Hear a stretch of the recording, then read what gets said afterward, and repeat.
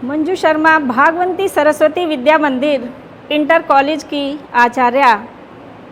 आज मैं आपको कक्षा 10वीं का हिमालय से नामक शीर्षक जो महादेवी जी द्वारा रचित है, उनकी रचना सांध्य गीत से लिया गया है, आज हम उसे पढ़ेंगे। महादेवी वर्मा जी आधुनिक काल के छायावादी युग की कवित्री हैं। छायावाद के 4 स्तंभ माने गए हैं। जिस प्रकार किसी भी के आधार के लिए 4 स्तंभ की आवश्यकता होती है, वैसे ही छायावाद के 4 स्तंभ माने गए हैं। जयशंकर प्रसाद, महादेवी वर्मा, सूर्यकांत त्रिपाठी निराला जी और सुमित्रा नंदन पंत, उनमें एकमात्र कवित्री महादेवी वर्मा जी हैं। इनका जन्म 1907 में फर्रुखाबाद में हुआ था। इनके पिता का नाम गोविंद सहाय और माता हेम रानी थी। पिताजी इनके किसी विद्यालय में प्रधानाचार्य थे और माता सरल हृदय वाली धर्मपरायण महिला थी। महादेवी वर्मा जी बचपन से ही कुशाग्र बुद्धि थी और अपनी माताजी से रामायण और महाभारत की कहानियाँ सुना करती थी। ऐसे ही सुनकर उनके मन में साहित्य सृजन की भावना जो है जागृत हुई और उनका ध्यान साहित्य की ओर गया और उन्होंने साहित्य में लिखना आरंभ किया। इनका विवाह 9 वर्ष की आयु में ही स्वरूप नारायण के साथ हो गया, लेकिन किसी कारणवश, किन्हीं कारणों से उनका दाम्पत्य जीवन सुखी नहीं रहा। उन्होंने बहुत सारी रचनाएं लिखी हैं। उनकी काव्य रचनाएं हैं निहार, रश्मि, नीरजा, सांध्य गीत, और उन्होंने रेखा चित्र और संस्मरण भी लिखे हैं। उसमें स्मृति की रेखाएं, श्रृंखला की कड़ियाँ, मेरा परिवार आदि हैं। उन्हें शेख सरिया, मंगला प्रसाद, भारत भारती और भारतीय ज्ञानपीठ पुरस्कारों से सम्मानित किया गया। उन्हें डी.लिट और पद्म भूषण की उपाधि भी प्रदान की गई। उनकी मृत्यु 11 सितंबर 1987 में हो गई। अपने इस जीवन काल में उन्होंने बहुत ही ख्याति प्राप्त की थी। तो आज हम उन्हीं के द्वारा रचित उनकी रचना सांध्य गीत के हिमालय शीर्षक को पढ़ेंगे। प्रस्तुत कविता में कवित्री ने हिमालय की महानता और उसके गुणों का, उसकी विशेषताओं का वर्णन किया है। हे चिर महान, यह स्वर्ण रश्मि छू श्वेत भाल, बरसा जाती रंगीन हास, सेली बनता है इंद्र धनुष, परिमल मल मल जाता बतास, पर रागहीन तू हिम निधान। अब इसमें चिर से मतलब है, चिर का अर्थ है चिरकाल, बहुत प्राचीन काल से। स्वर्ण रश्मि, सुनहरी किरणें, सूर्य की सुनहरी किरणें। श्वेत भाल, श्वेत बर्फ के समान श्वेत उज्ज्वल, भाल कहते हैं मस्तक को। तो हिमालय का मस्तक क्या है? उसके उच्च शिखर। रंगीन हास, हास हंसी।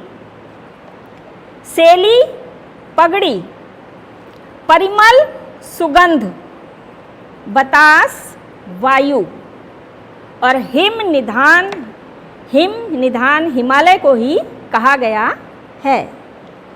तो हे चिर महान, कवित्री हिमालय का वर्णन करते हुए कहती हैं कि हिमालय अपनी महानता और गौरव को चिरकाल से बनाए हुए है।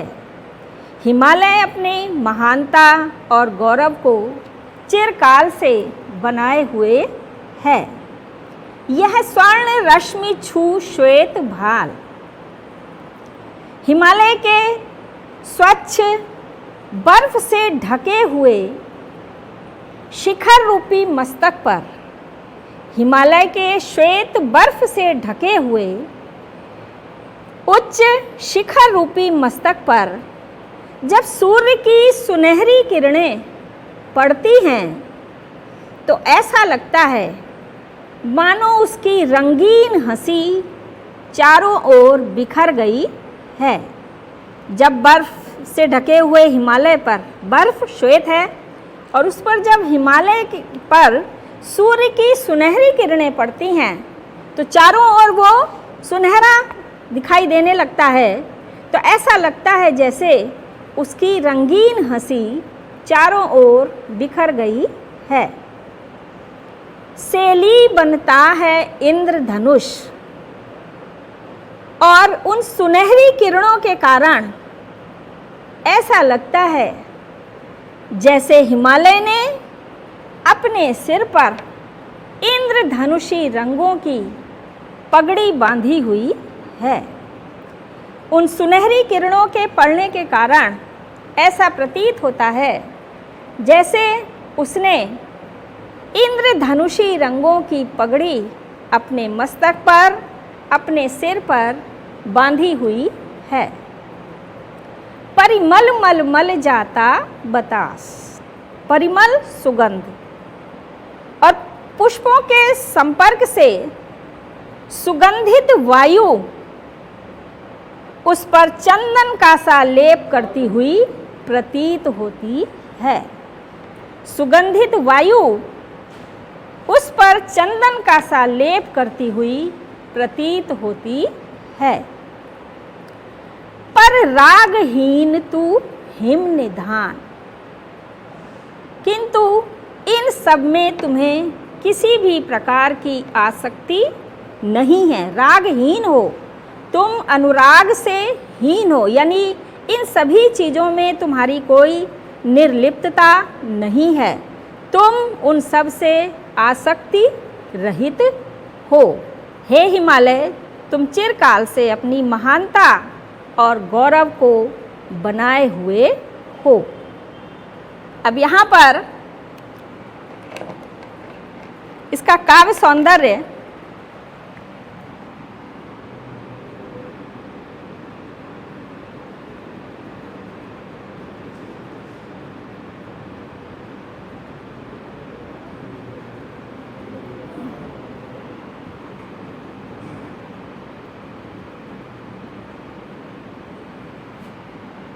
भाषा इसमें सरल, सुबोध,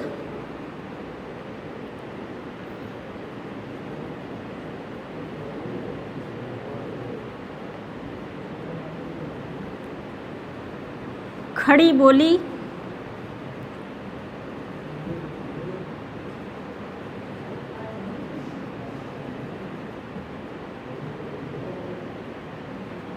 शैली,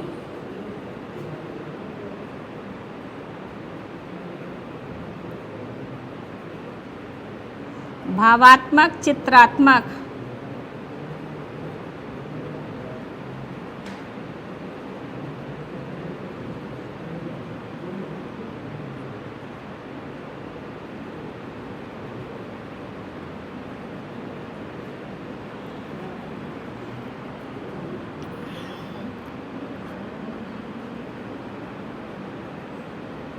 रस, शांत, श्रृंगार,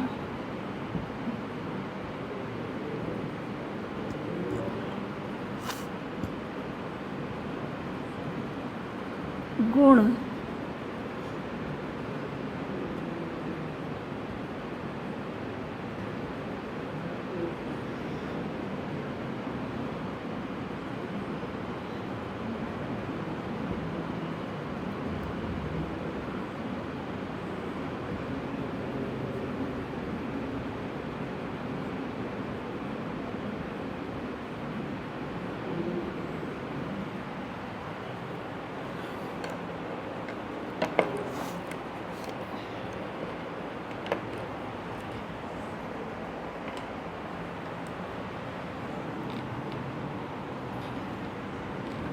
अब दूसरा संकेत, दूसरा पढ़ेंगे हम। नभ में गर्वित कठिन प्राण। नभ में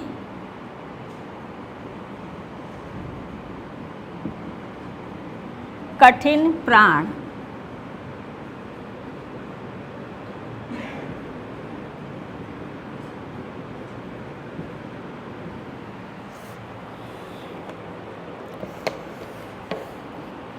नभ में गर्वित झुकता न शीश, पर अंक लिए है दीन शार। मन गल जाता नत विश्व देख, तन सह लेता है कुलिश भार। कितने मृदु कितने कठिन प्राण। अब इसमें कवित्री ने हिमालय की कोमलता और कठोरता दोनों का ही वर्णन किया है कि एक तरफ तो हिमालय अपने स्थान पर दृढ़ता से अडिग है और दूसरी ओर उसके हृदय में करुणा और दया की भावना भी है। नभ में गर्वित झुकता न शीश। हिमालय का मस्तक गर्वित स्वाभिमान से, अंक गोद में, दीन शार तुच्छ धूल राख आदि के कण, विश्व संसार तन शरीर, कुलिश भार वज्र का आघात। तो नभ में गर्वित झुकता न शीश। हिमालय का मस्तक स्वाभिमान से आकाश तक ऊंचा है और वो किसी भी शक्ति के सम्मुख कभी भी झुकता नहीं है। वो स्वाभिमान से आकाश तक ऊंचाई पर है और किसी भी शक्ति के सम्मुख वो झुकता नहीं है। पर अंक लिए है दीन शार, किंतु उसका हृदय इतना कोमल है कि वो गोद में, अपनी गोद में तुच्छ धूल के कणों को भी समाहित किए हुए है। कि एक तो उसका स्वाभिमान से मस्तक ऊंचा है और अपनी गोद में वो तुच्छ धूल के कणों को भी समाहित किए हुए है। मन गल जाता नत विश्व देख। और उसका कोमल हृदय पिघलकर नदियों के रूप में प्रवाहित होने लगता है। नत विश्व देख। विश्व यानी संसार को अपने चरणों में झुका हुआ देखकर उसका कोमल हृदय पिघलकर नदियों के रूप में प्रवाहित होने लगता है। तन सह लेता है कुलिश भार। और शरीर इतना कठोर है कि वो वज्र के आघात को भी सहन कर विचलित नहीं होता है। अपने स्थान पर दृढ़ता से, मजबूती से स्थिर रहता है। कितने मृदु कितने कठिन प्राण। यानी हृदय से तो वो कितना कोमल है, उसका हृदय कितना कोमल है और उसका शरीर उतना ही कठोर, दृढ़ता और मजबूत है। तो नभ में गर्वित झुकता न शीश। हिमालय स्वाभिमान से अपना मस्तक आकाश तक ऊंचा किए हुए है और वो किसी भी शक्ति के सम्मुख झुकता नहीं है। किंतु कोमल हृदय होने के कारण, कोमलता की भावना होने के कारण उसने अपनी गोद में तुच्छ धूल के कणों को भी समाहित किया हुआ है। मन गल जाता नत विश्व देख।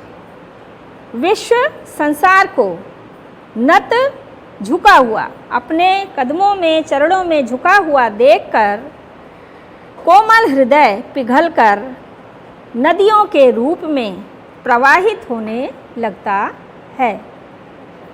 तन सह लेता है कुलिश भार और शरीर इतना दृढ़ है, कठोर है कि वो वज्र के आघात को भी सहन कर विचलित नहीं होता है।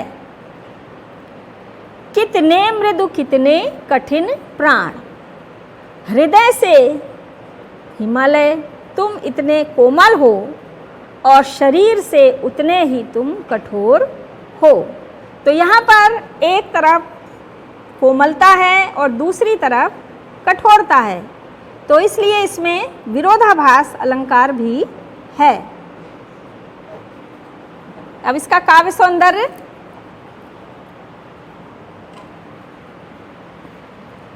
भाषा यहाँ साहित्यिक खड़ी बोली होगी, शैली वही है साहित्यिक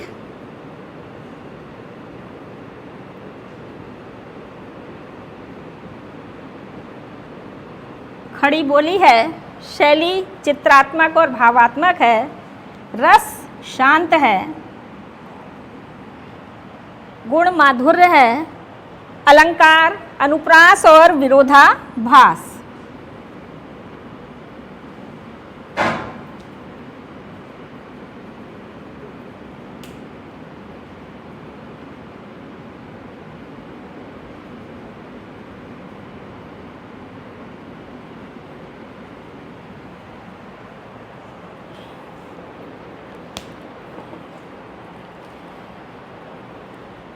आगे इसी का तीसरा संकेत पढ़ेंगे।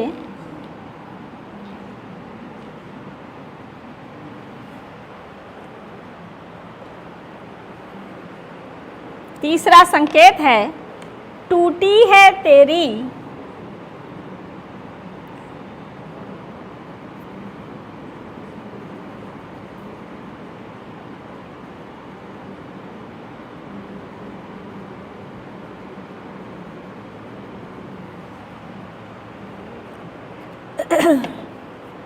दुख में समान।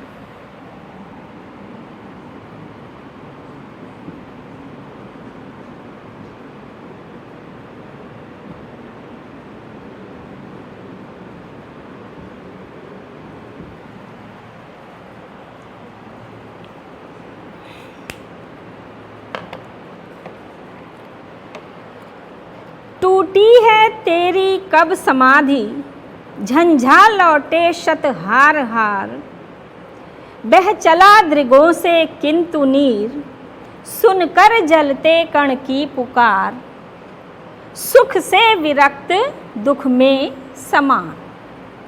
अब यहाँ कवयित्री ने हिमालय को एक समाधिस्थ योगी के समान बताया है।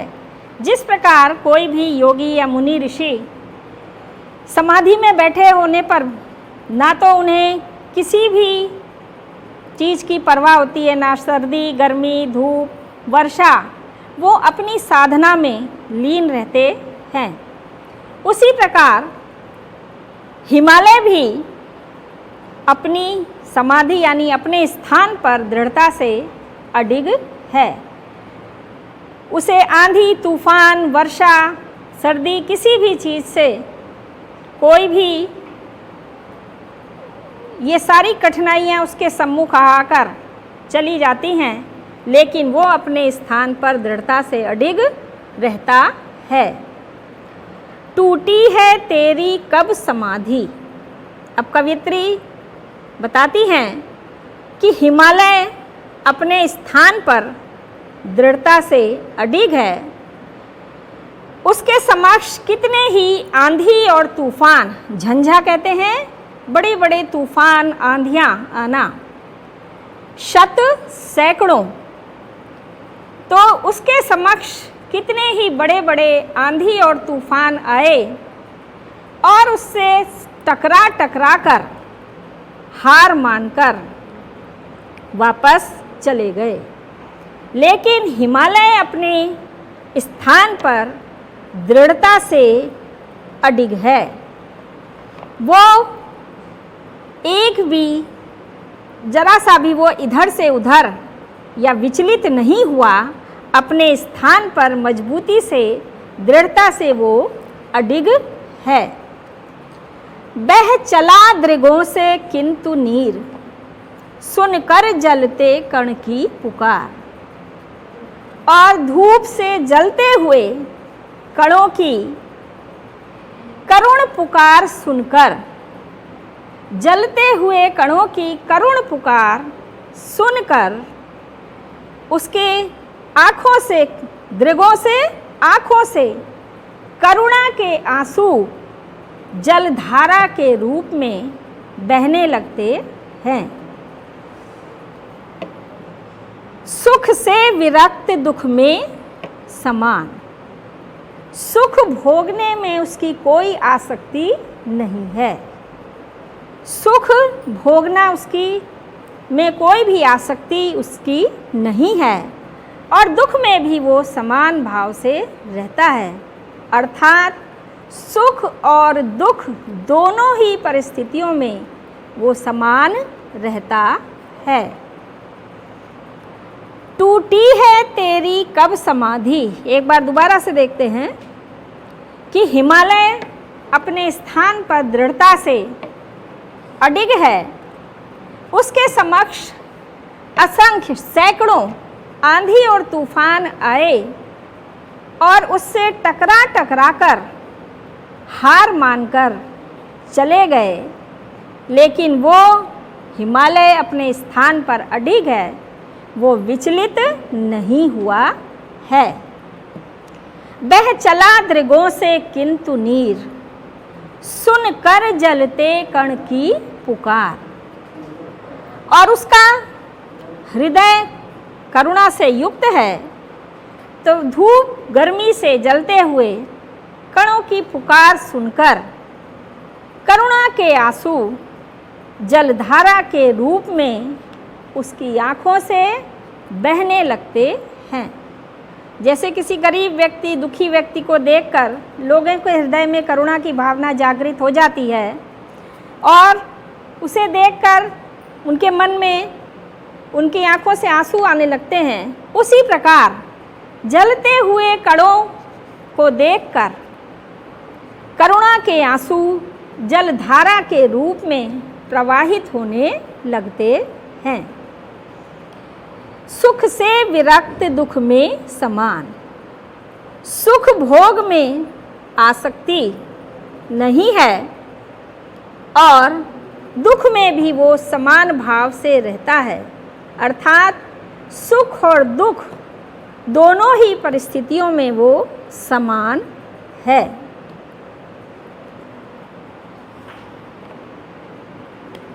इसमें भाषा वही है, शैली गीति काव्य शैली है।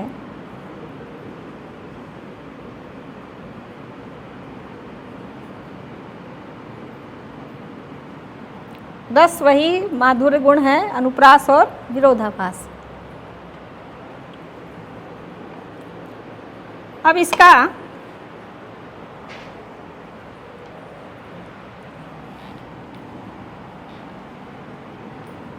लास्ट पैराग्राफ हम पढ़ेंगे। मेरे जीवन का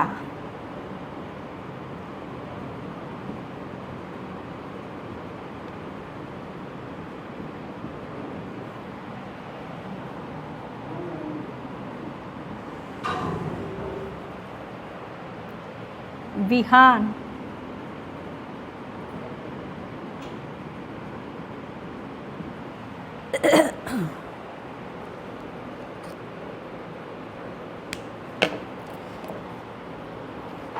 मेरे जीवन का आज मुख तेरी छाया से हो मिलाप, तन तेरी साधकता छूले, मन ले करुणा की थाह नाप, उर में पावस दृग में विहान। अब यहाँ पर कवित्री महादेवी वर्मा जी अपने जीवन को हिमालय की छाया में मिला देना चाहती हैं। अर्थात तात्पर्य यह है कि हिमालय के सद्गुणों को वो अपने जीवन में उतारना चाहती हैं। हिमालय के सद्गुणों को वो अपने जीवन में उतारना चाहती हैं। तन तेरी साधकता छूले, वो कहती हैं कि मेरा शरीर भी हिमालय के समान ही कठोर साधना शक्ति से परिपूर्ण हो जाए। मेरा शरीर भी हिमालय के समान ही कठोर साधना शक्ति से परिपूर्ण हो जाए। मन ले करुणा की थाह नाप, और मेरे मन में करुणा का सागर हिमालय के समान ही करुणा का सागर भर जाए। यानी करुणा की भावना मेरे मन में भी, मेरे हृदय में भी उत्पन्न हो जाए। और मैं पावस दृग में विहान, और मेरे हृदय में, पावस कहते हैं बरसात, वर्षा, कि करुणा की बरसात के समान सरसता बनी रहे।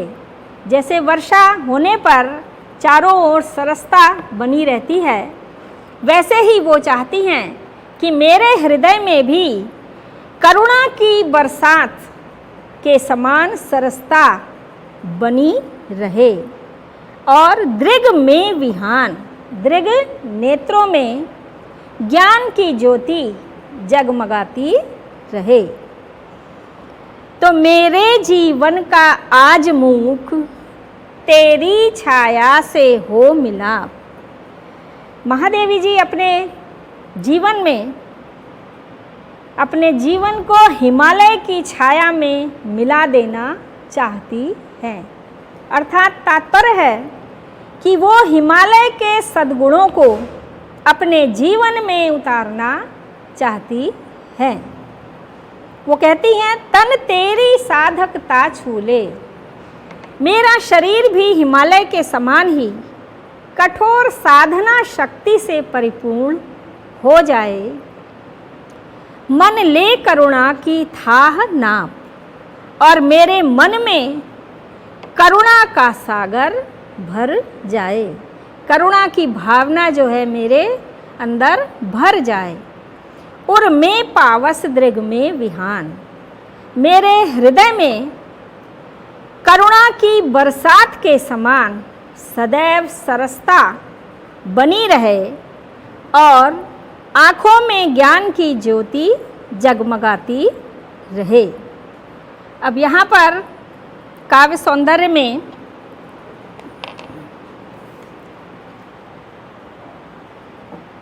अनुप्रास और मानवीकरण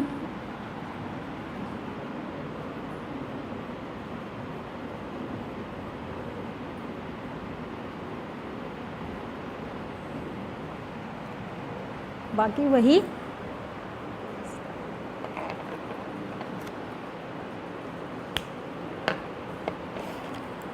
धन्यवाद। इस वीडियो को सभी